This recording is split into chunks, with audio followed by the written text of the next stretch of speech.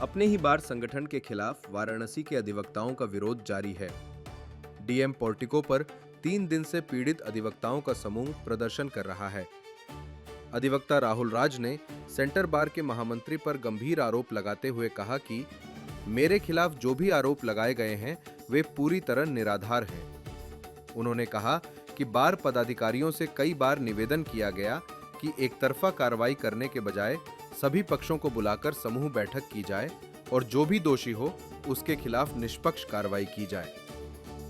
राहुल राज ने यह भी कहा कि वे निर्दोष हैं और न्याय की उम्मीद में शांतिपूर्ण ढंग से प्रदर्शन कर रहे हैं। प्रदर्शन में शामिल अधिवक्ताओं ने बार के अंदर पारदर्शिता और निष्पक्ष निर्णय की मांग की। आज हमारे आंदोलन का तीसरा दिन है, रात दिन मिलाकर, और हम कचहरी परिसर में कचहरी में संविधान बचाने के लिए बैठे हैं 3 दिन से। एक प्रकरण में एफटीसी फर्स्ट में मनोज गुप्ता जी शासकीय अधिवक्ता हैं और उसी एफटीसी फर्स्ट कोर्ट में हमारे चौकी द्वारा, हमारे एक साथी द्वारा जूनियर, एक मुकदमे में वकालतनामा लगाया गया था जिसमें राज्य सरकार बनाम अंशुल केसरी मुकदमा था, उसकी पैरवी कर रहे थे। तभी मनोज गुप्ता जी द्वारा उनसे घूस मांगी गई और जब हमारे साथी जूनियर ने मना किया कि मैं पैसा नहीं दूंगा पैरवी का, तो उन्होंने क्या किया कि उनसे गाली गलौज किया, मारपीट की।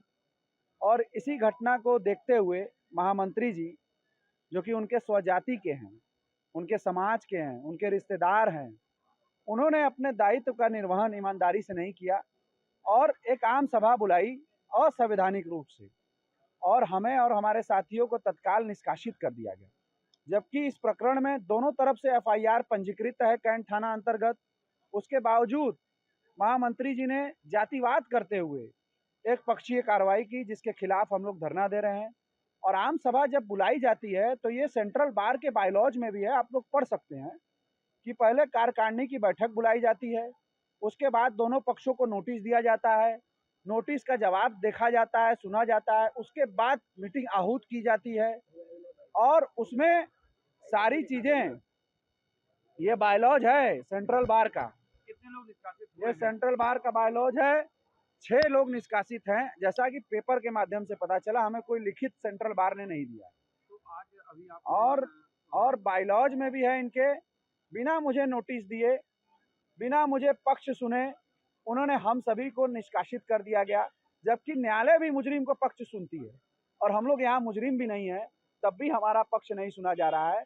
इसलिए हम लोकतांत्रिक तरीके से, संवैधानिक तरीके से आज आंदोलन कर रहे हैं 3 दिन से, और मुझे पूरा भरोसा है कि अपार समर्थन अधिवक्ताओं का मिल रहा है और हमारी जीत सुनिश्चित होगी।